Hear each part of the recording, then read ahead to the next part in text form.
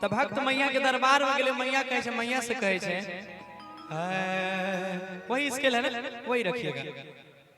कि माथावा पाथावा माई हारे धैले रही हार कि गिरी पावा नैले रही हार आरे सारा सुरसा जैले रही हार हे माई हो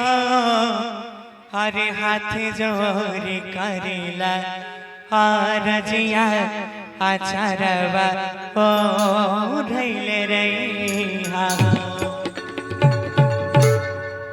मैया के दरबार में गेले और मैया से कहे छे कि माथावा पहाथावा माई हारे धैले रही हा के गिरे पावा नैले रही हा सारा सुरसा जैले रही हा आई हे माई हो हाथ जोड़ करेला रजिया आचारवा ढैले रही हा हे माई हो हाथ जोड़ करेला रजिया आचारवा ढैले रही हा माई हो माथावा पहाथावा माई धैले रही हा हे बाबा धैले रही हा सारा सुरसा जैले रही हा हे माई हो हाथ जोड़ करेला रजिया आचारवा धैले रही हा हे माई हो हाथ जोड़ करेला रजिया आचारवा ढैले रही हा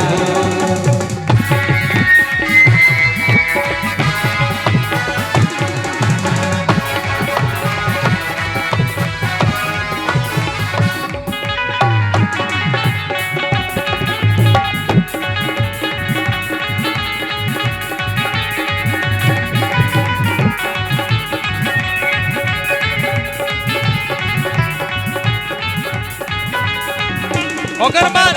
कहे छे कि मैया से तू हमर माँ छी, हम तोहर बेटा छी, हमर जिंदगी के खुशहाल राखिया सब दिन, जिम्मेवारी तोहर छ। कोना भाव में कहे छे तू चाह माई तोहर हम छिया लाले तू छो माई हम छिया लाले रखी हा जिंदगी के तू खुशहाल है हे मैया तू चाह माई तोहर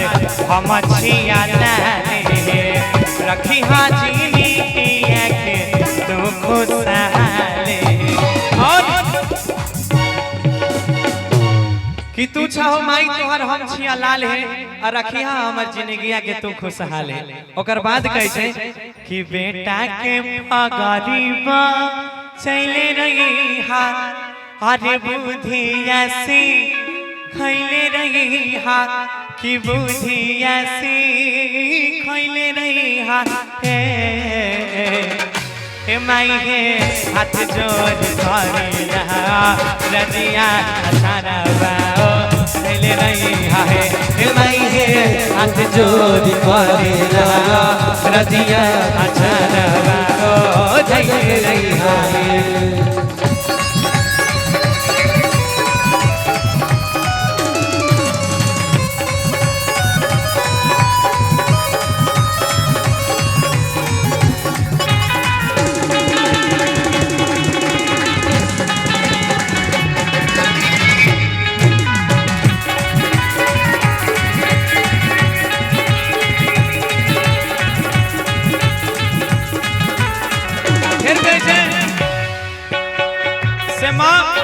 जब तक जीवा माँ तोरे गुण गईबा और हमर नैया के पतवार तुम्ही छियो। इस संसार में एक माँ और पिता से बढ़ के दुनिया में कोई भी नहीं है। अगर आपके लिए मैं जहाँ तक मानता हूँ, अगर देवता भी है ना, तो देवता से भी बढ़ के अगर संसार में किसी के लिए कोई है तो माँ बाप है। इसीलिए हमेशा जीवन में सबसे पहला दर्जा अगर किसी को दीजिएगा तो माँ बाप को दीजिएगा। धरती पे उसके बाद ही ईश्वर की भी पूजा उसके बाद ही कीजिएगा। अगर आपके माँ बाप आपसे खुश नहीं है तो आपका कोई देवी देवता कितना भी पूजा कर लीजिए वो वो बेकार है। इसीलिए हमेशा जीवन में माता पिता को खुश रखिएगा, वो आपसे खुश रहेंगे तो पूरा संसार आपसे खुश रहेगा। तो भक्त कहे मैया से कि जबले जिया बागुनवा, एक मिनट भैया, कि जब तक जी बागुनवा गई बात हारी आ नैया के तू ही छह मोर पतवारी से माँ,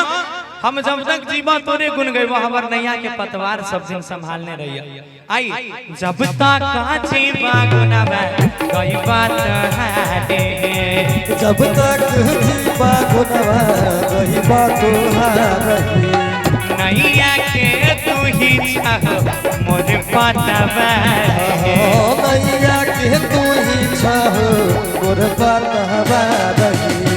गौरव आ जाय के सी खैले नहीं हाजरिया बा, नैले नहीं हाजरिया बा, नैले नहीं हाय माइये हाथ जोड़ करिला रजिया अचारवा, नैले नहीं हाय माइये हाथ जोड़ करिला रजिया अचारवा, नैले नहीं हाय माइये हाथ जोड़ करिला रजिया ले रही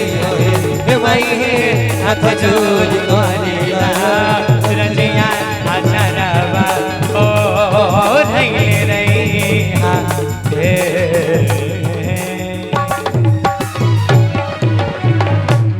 एक बार जोरदार ताली बजा दिया, प्रेम से बोल दे मैया भगवती की जय हो। की मोन लगे छे ना अपने सबके, ता मिथिलांचल वाला ताली दियो कर करा के वाह, ताकि गौरव भाई के इने लगे जे हम अपन पूर्णिया जिला में नहीं छी, है ना। तो एकदम एक बार कर करा के सब को ताली बजा दे। वाह क्या बात, यही प्यार आपका हमेशा बना रहे और हम इसी के लिए पूरी रात आपकी सेवा में हाजिर हैं। एक बार के बाद से और देखिए यहाँ पे हमारी माताएं बहनें भी बैठी हैं, तो हमें सबों को ध्यान में लेके चलना पड़ता है। और कहीं ना कहीं इस समय बिहार में लेडीज फर्स्ट है, महिलाओं को हर चीज में आरक्षण है, उसके बाद ही पुरुष है। ते आजकल मर्दाना के वैल्यू कम भए गेलै, बुझला, बियाह करके आबै छै कनिये मारलक आजकल।